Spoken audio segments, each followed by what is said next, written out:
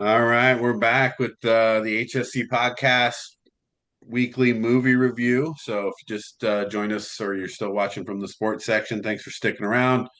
If you watch us regularly, every week we do a different types of movie reviews, top fives.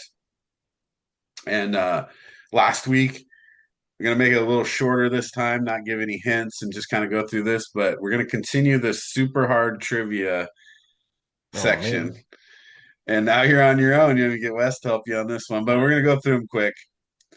And I don't expect you to get a lot of these. You might get these, but they're tough, man. So this site, they don't mess around. Okay. So this week's movies, you guys embraced this last time when we were reviewing Christmas movies. You thought I was just questioning Christmas movies. But so this week, I am gonna do, since we're doing a post-apocalyptic or Fallout movies or apocalyptic type movies. I pulled some questions from those movies. All right, so we're doing Terminator 3 late in a minute here anyway. So the first question is Terminator, original, number one. Yeah. This is a tough one. You get this, it's great. What year was Arnold sent back from in the original Terminator? So he came from what year? 2099. Oh, it's close. 2029, Oh, which is crazy, right? Because now it's 2026, and we're yeah. like, you think about that. This one you'll probably get. Emma Stone played in this 2009 movie, and remember, it's in that apocalyptic. Oh gosh. What was it called? It's with Woody Harrelson Yep, I knew and you'd get it. You're right there. Jesse Eisenberg and God, zombie movie. It's a You literally said it in the title.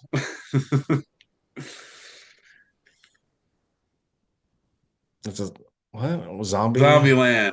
Land, yes. Yep, I yeah.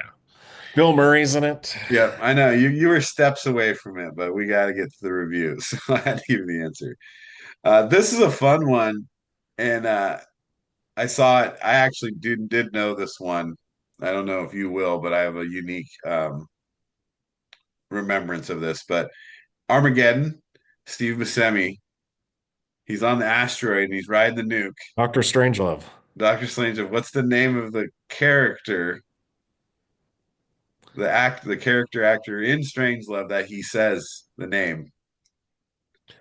Oh gosh, what's I it's the Western guy. Yep, you got the. That's funny because you got the bonus question, which was what's the name of the movie, but he Um, says the dude's name in the movie. oh, it's Slim Pickens. Slim Pickens, right? He's like, I'm doing that thing where I was riding in the nuke. Oh, I love Dr. Strangelove. Or yeah, Yeah. Yeah. All how right. to, Nice. Nice how to work. not fear the bomb. Yeah, I mean, you really got 2 out of 3 there because you would have came up with Zombieland eventually. yeah. When you're naming I off know the the movie. actors, it's I only a mean, matter of it's time. yeah. All right. Good work. So that's another week of super hard movie trivia for you guys. I actually enjoy this. So um, we'll rotate where you guys, me and Wes will do it. You and I'll do it. You Yeah. and Wes will do it. And then super hard trivia. It's fun. All right, so this week we're reviewing some post-apocalyptic Armageddon type Fallout movies, zombie movies. Like it was really open. We didn't really have anything that defined it. So we had a good kind of mixed here of the 3 movies. They're all different. They are, and I've seen them all. It was good to rewatch them all. We'll start with Wes. He's obviously not here, but we can do Terminator 3. So not Terminator 1, not Yep. Terminator 2. But he's doing Terminator 3, which it's an interesting movie in the fact that right, it's still within the Terminator series, right? You still have Arnold in it. It's not really wild outside of the Terminator plot. It's very similar to how the movie goes and the things that happen. It's not the best acting in the world, I guess would be my first complaint. But there is something I like about this movie, especially when you think about this, Judgment Day, or the end of the world, or whatever you want to call it. It doesn't matter. One of the things that gets me with this movie is it's helping you realize, it's make burning in the point to that you can't get away from Judgment Day, right? You had it into, you thought you stopped Judgment Day, but it's back because it's inevitable. And it's a actually a good, I hate to say this, but it's like a good lesson for the human race of, if you keep going on this path, right, there's no stopping it. There's an inevitable thing that's going to happen with AI, with machines. Right. And no matter how many times you try to stop it, once you go down that road, you can't stop it. And so that's what's good about the movie to me. Well, and that's the whole thing is like you said, in Terminator 2, they thought they stopped it, but you have the future already, so you know it will never be stopped. It's like you said, it was inevitable because you got Terminators and people coming back from the future. Right. You couldn't have that if you stopped it, right? Yeah. It's that old Well, time flux, yeah, the thing the about this one is paradigm. it's not James Cameron. No. Linda Hamilton's not in it. Edward Furlong was replaced. But hey, I'll say it. I like Nick Stahl. Oh yeah, he did a great job. Yeah, I like him in this movie. Um, Christina Loken was okay. She's no Robert Patrick. I think Yeah, that's and where kind of like you didn't have a very good villain. I really didn't like. I mean, and nothing. I think it's not the actress's fault. I think it was just the way it was written that made it's. Look, the whole story is already unbelievable, right? Or nobody wants to believe the story. Why do you make it even more unbelievable by, having the character play that way and be that way? And then it's like you're gonna give her these amazing powers. Like the movie be over in 5 minutes in real life. Yeah, yeah, So that's what I did. I think they did an injustice to her for that part. And I also, I don't know how you feel about this. I'll let you continue. I didn't like the job Claire Danes did either. yeah. I don't like what. Yeah, Claire Danes didn't do a very good job in this either. I feel like it was only Arnold and Nick Stahl that did good, and then of course what's his name, the psychiatrist guy showing up for. Yeah, you gotta have his cameos in there. Yeah. But I think yeah, not having Linda Hamilton hurt this. I think because it's kind of I understand why because it's beginning of John Connor going on his own. But come on, Linda Hamilton in T2. Yeah. But how do you top that though? I mean, it's Yeah. sometimes it's better just to finish on a high note Right. because I mean, obviously T2 is, I think, one of the top movies, of any type of movie, not just Fallout, Armageddon type movies, but um, she really made that movie better. Well, yeah, because that was the thing. In the first Terminator, she was kind of meek, and it was like, "Oh, Kyle Reese, protect me and save me.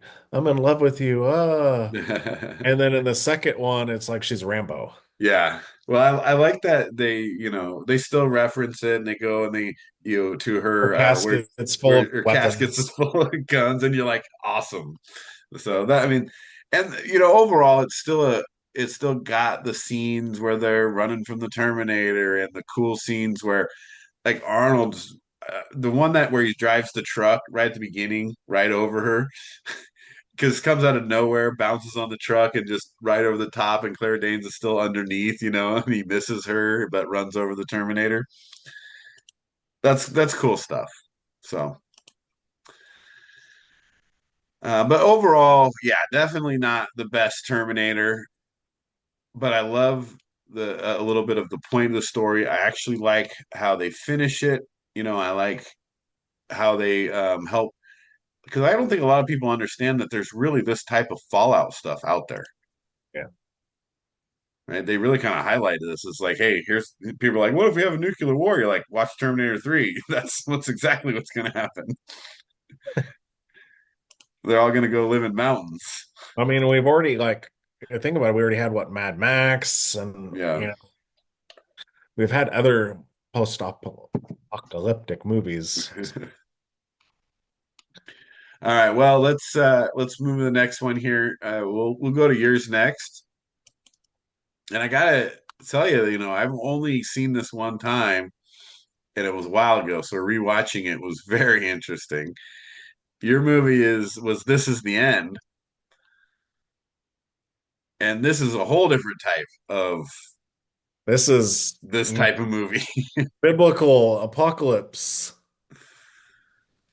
I just love a movie like this because they're all playing themselves in a you know, cartoonish way.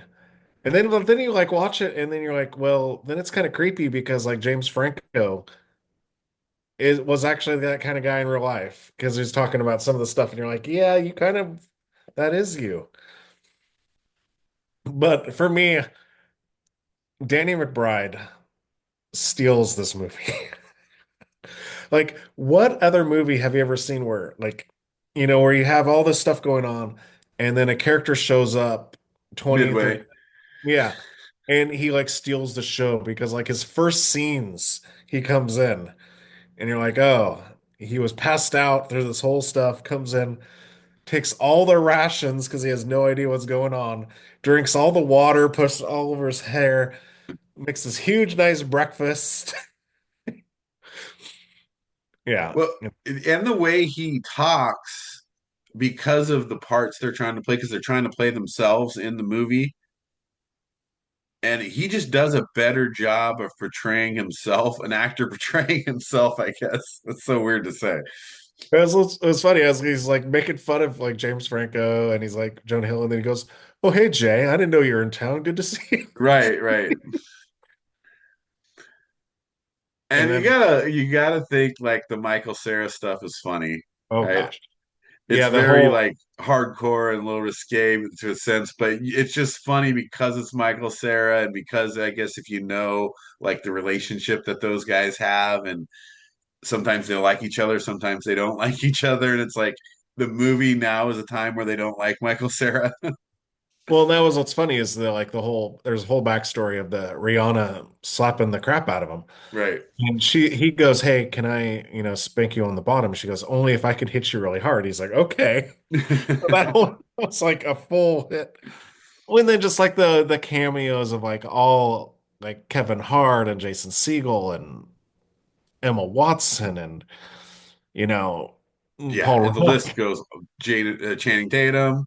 Yeah. Oh, the Channing Tatum, that is probably one of the funniest Yeah. because they mentioned it early, like in the beginning. He's like, when Seth right there going, "Oh yeah, I think Channing Tatum lives down the street." Yep.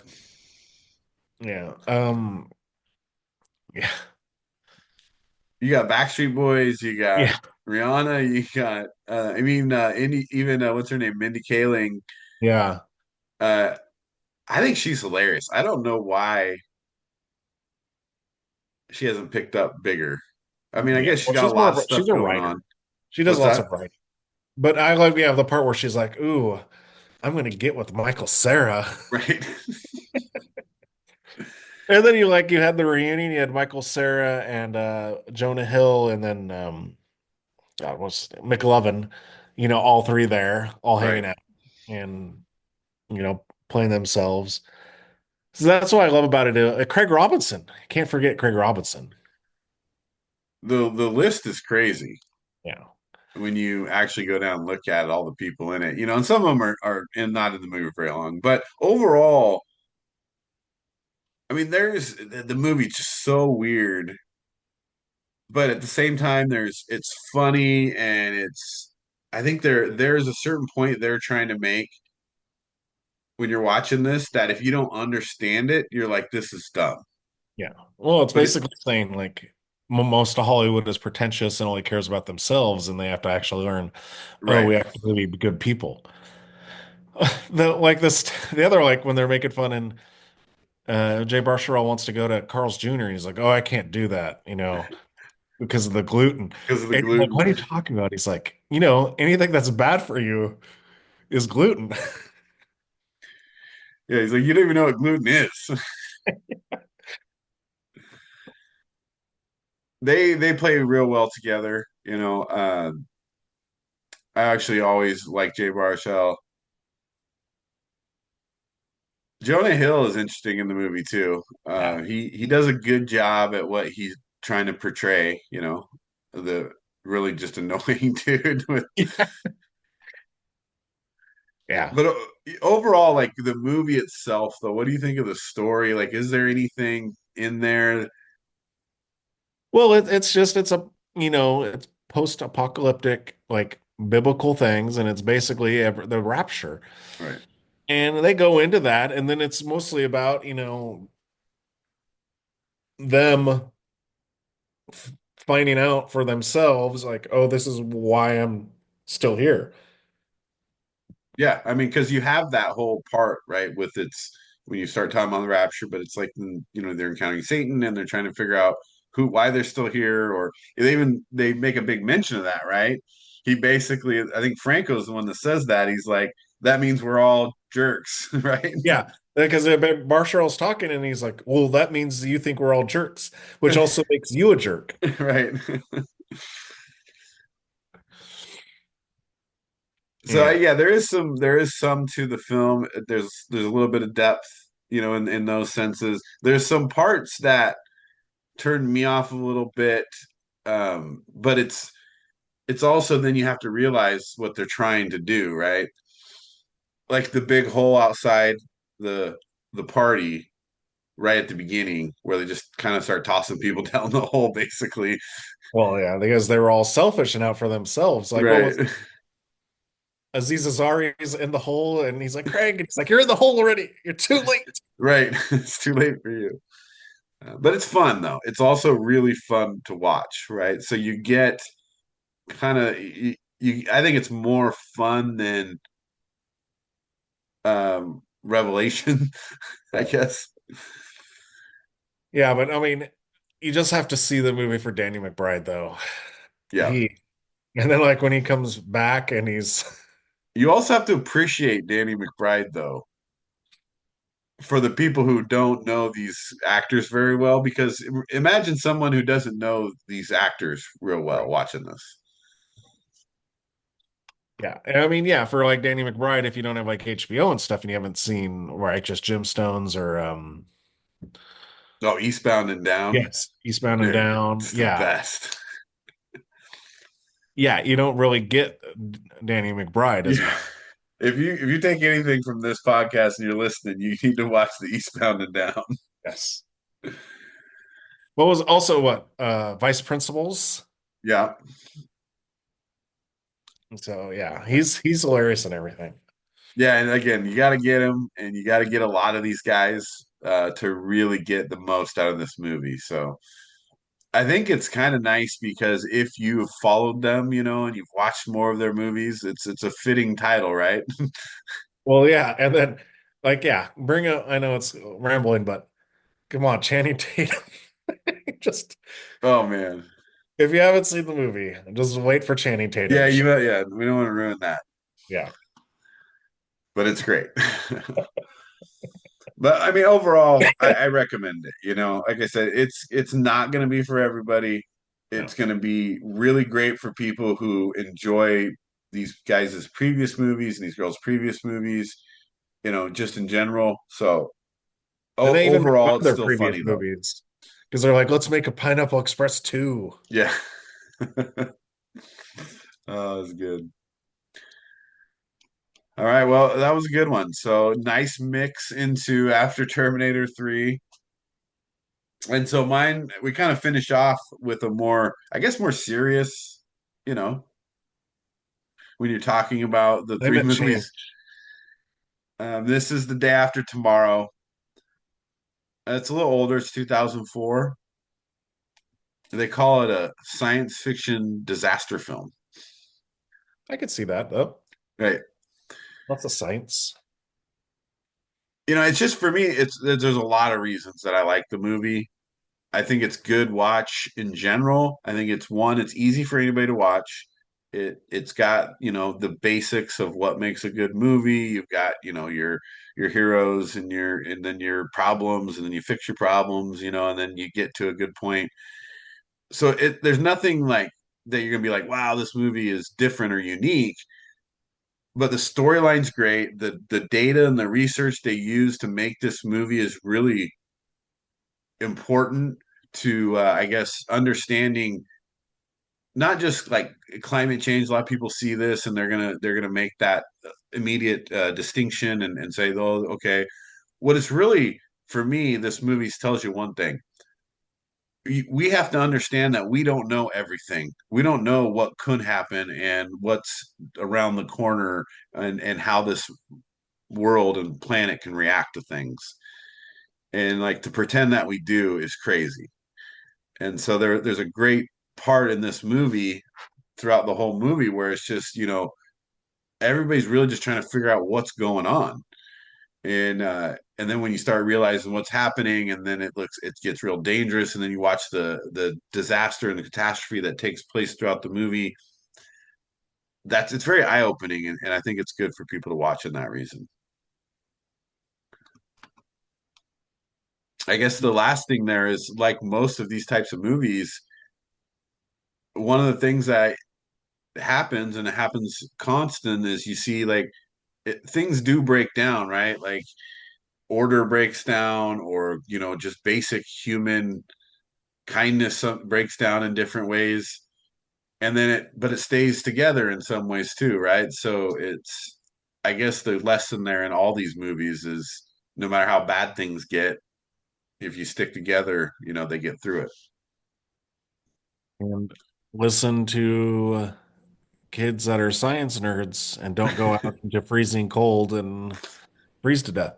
Um, and it's interesting because you got Emmy Rossum of pre Shameless, and Jake Gyllenhaal, which is funny, he was in animated movie with Dennis Quaid, and they were talking, and then like he forgot that that Dennis Quaid was his dad in this movie. Right. But and so you have Dennis Quaid, who's like the head science, like I don't know, science brain for the White House, right? Pretty much. Yeah, Yeah. climatologist. And he's trying to figure that out. Where was Ian Holm at? Was that in Scotland or England? Yeah, I think you're right. I think it's Scotland. I don't remember it's somewhere up in there. We'll call it Yeah. the UK. Right. And they're the ones that kind of are like, hey, this stuff's going on. And then they kind of figure it out, and then it's too late for them. And, Dennis Quaid is like, oh, I got to get to my son. And so he goes out with his two colleagues, and they trek from like, gosh, because it was in New York, right? And Yeah, they went like all the through, way across yeah, they went through Philadelphia to get to New York. I mean, it's a drive, like it's only like an hour, but to walk it in the snow, in the snow, freezing, and I mean, it's also a good thing that he's also like a professional, at working in cold temperatures. right? But also, it's like you're not a professional walking hundreds of miles. Yeah, Um, so and then like you said, it was made. What was it, 2000? 2004. What's funny is thinking about now, you got to the point where like they're like telling everyone to go to Mexico, and you have the scene where they're like, Mexico's closing their borders. Right. Pretty ironic, right? So, but yeah, I enjoyed this movie. I've seen it a bunch. It's one that I can. It's like, oh, it's on TV. I'll watch it. Well, Yeah, I mean, like I said, it's got all the normal characteristics, right, of what you'd go through in this type of movie. But there is a uniqueness, I guess, to the cold and the way it moves. They have that flood, obviously, but then when all the cold comes in and they have those like it's like the super funnel cold clouds. That to me is a little kind of freaky when you think about it and you watch how they replay it moving through the city and how it would affect people in houses and things like that that didn't, because how do you protect from that? Right. Well, and yeah, and don't go out in the middle of it trying to walk a bunch of places. Just stay in your Yeah. house. And you better be warm. Yeah. Well, and it's interesting too because I don't know if you've seen, like, there's a movie Greenland. They're coming out with the Greenland 2. It's been advertised everywhere, and I'd never seen Greenland, so I watched that. And where Greenland, it's like they're going to the cold area, right? Because they're going to have a an impact of a comet, which is going to cause this crazy warmth. Where in Day After Tomorrow, they're going for warmth. So you don't really know like what can happen, right? You got to be ready for everything. Right. But it's an interesting movie. I think Dennis Quaid does a good job. I think Gyllenhaal does a good job. So there's good acting in it as well. So it's a movie that I don't think people would watch that and be like, oh man, that was just a waste of my time. No, it's good. It has some thought-provoking stuff in it. Yeah, yeah. So three totally different movies, right? So that was a good array that we did there. We had our way too hard movie trivia earlier. We'll get some shorts out on the movies here. That seems to be the most popular with the movies. But any comments, of course, leave them in the comments about movies, actors, actresses, genres, decades. Anything that you'd like to hear us review or give top fives to. Go ahead and leave that in the comments there. And then we'll be back out with you next week with another movie review and then wrap up if you haven't seen our sports section, talking about NFL playoffs and college football playoffs. So thanks for watching and go ahead. I was just gonna say, I'm always watching different types of movies. Yeah. So just give us some ideas, people. Come on. I know. What I would love is like for some random movies that we haven't seen. One of the issues, well, one, you got to find the movie, but another thing is it's like, and maybe this is just our downfalls. We've seen so many movies that now we're trying to get creative. Sometimes that's hard to do. I've gotten a few on you. Yeah. Well, like I said, it's the same way though. So how am I gonna? I gotta find ones you haven't seen or Wes hasn't seen. It's almost impossible. But um, love to hear it from other people as well. So we appreciate that. Jump in the comments, and we'll see you next time.